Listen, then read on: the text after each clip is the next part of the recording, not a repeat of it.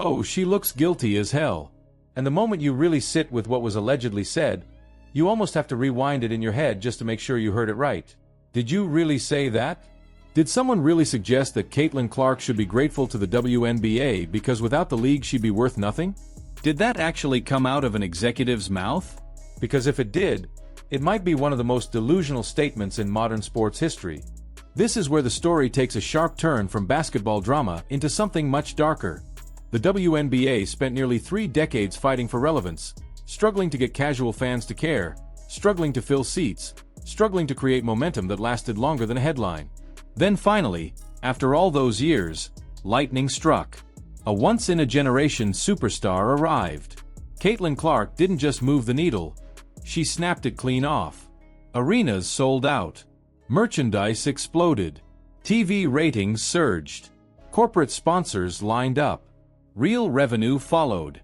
And instead of celebrating that miracle, instead of protecting it, instead of amplifying it, league leadership allegedly lost their minds. Stephen A. Smith didn't just hint at this. He flat out exposed it. And what he revealed isn't about missed shots or locker room tension. It's about power struggles, wounded egos, and what looks dangerously close to organizational self-sabotage. It all started with what should have been a routine moment. A major national commercial featuring Caitlin Clark. Nothing controversial. Nothing political. Just a superstar athlete doing exactly what superstars are supposed to do: elevate the sport. But according to multiple reports, that commercial triggered panic at the highest levels of the WNBA. Emergency meetings. Heated conference calls. Absolute fury. Stephen A. Smith didn't mince words. He said leadership was livid. Not excited. Not proud. Furious. Stop and really process how insane that is. In any functional sports league, this would be a champagne moment. Your biggest star lands a high-profile ad that reaches millions of people who don't normally watch your product. That's free marketing. That's brand expansion. That's how leagues grow. But instead of celebrating, the WNBA reportedly went into crisis mode. The reaction wasn't joy. It was resentment. Stephen A. Smith has defended Caitlin Clark all season, but this wasn't about on-court respect anymore. This was about something deeper. According to him, the energy coming out of WNBA headquarters wasn't pride in a breakthrough moment. It was envy. One individual had become bigger than the brand, and leadership couldn't stand it. Here's why that commercial hit such a nerve. When Caitlin Clark appears in elite brand campaigns, she isn't positioned as just another WNBA player. She's presented as a cultural phenomenon. The lighting is cinematic. The budget is massive. The messaging is global. She looks independent, powerful, and untouchable. Most threatening of all, she looks like someone who doesn't actually need the league to survive. That's the part no one in the front office wants to say out loud. Caitlin Clark has built her own economic ecosystem. Her endorsement income dwarfs her league salary. Her influence extends beyond basketball. She has a global platform now, not just a domestic one. That kind of independence is terrifying to people who are used to holding all the power. Traditionally, leagues control players because players depend on them for income and exposure. Caitlin Clark shattered that model in record time. Sources say the timing of this commercial made everything worse. The league has spent months pushing a team-first narrative, insisting that success isn't about individual stardom. Then Clark shows up in a Hollywood-level campaign and destroys that storyline in 30 seconds. It reminds everyone watching that one person is driving interest in women's basketball right now. And it isn't the commissioner. It isn't the league office. It's the shooter from Iowa who pulls up from the logo and doesn't blink. That contrast is embarrassing for leadership. And embarrassment has a way of turning into resentment. For nearly 3 decades, the WNBA struggled to break into the mainstream. Then one rookie accomplished in months what they couldn't in years. That reality burns. Stephen A. Smith has been ruthless about it. He's called it business malpractice. His argument is simple. When a commissioner reacts emotionally to a player's success instead of leveraging it, that's not leadership. That's insecurity masking incompetence. Put yourself in Kathy Engelbert's position. You're the commissioner. You're supposed to be the architect of growth.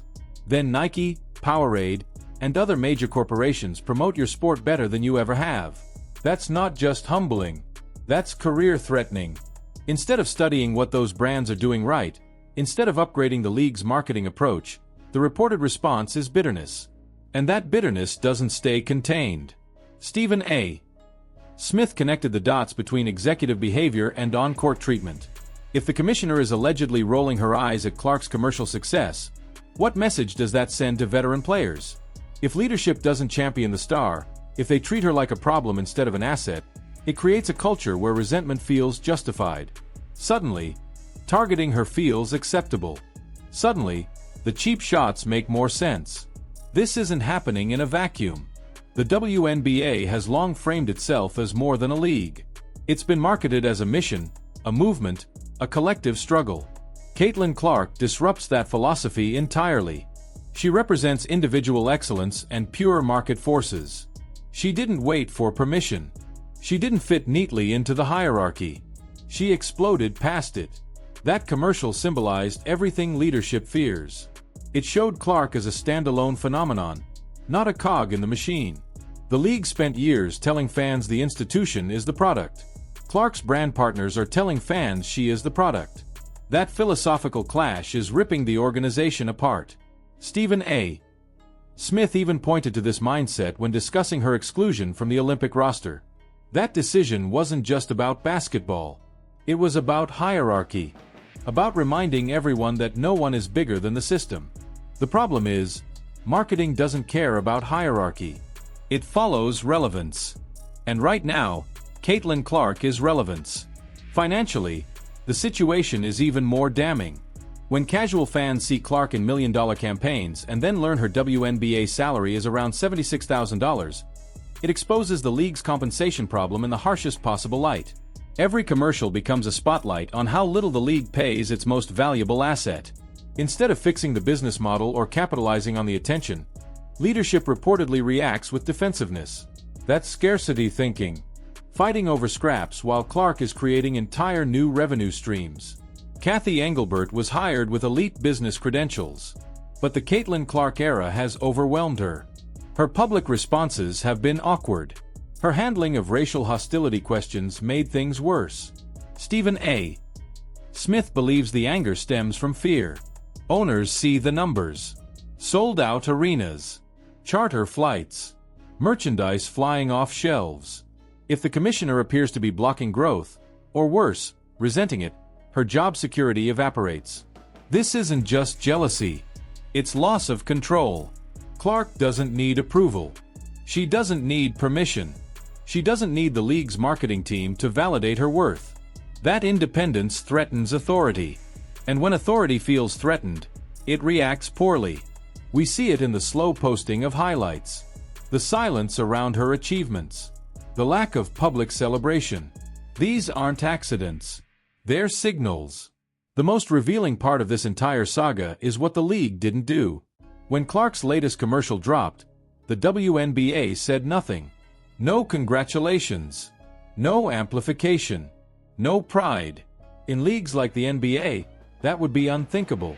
Silence is not neutral. Silence is resentment. Fans notice. The millions Clark brought with her aren't blind. They see the hostility. They see the double standard. And they're starting to view WNBA leadership not as stewards of the game, but as obstacles standing in the way of its brightest moment. Stephen A. Smith made it clear. This is the wrong fight. You can't battle cultural momentum. You can't suppress the moment. Caitlin Clark is the moment. And every attempt to diminish her only makes the league look smaller. If this breakdown opened your eyes to what's really going on behind the scenes, make sure you hit that like button, subscribe to the channel, turn on notifications, and drop your thoughts in the comments. Is this jealousy, incompetence, or outright self-destruction? Because this story is far from over.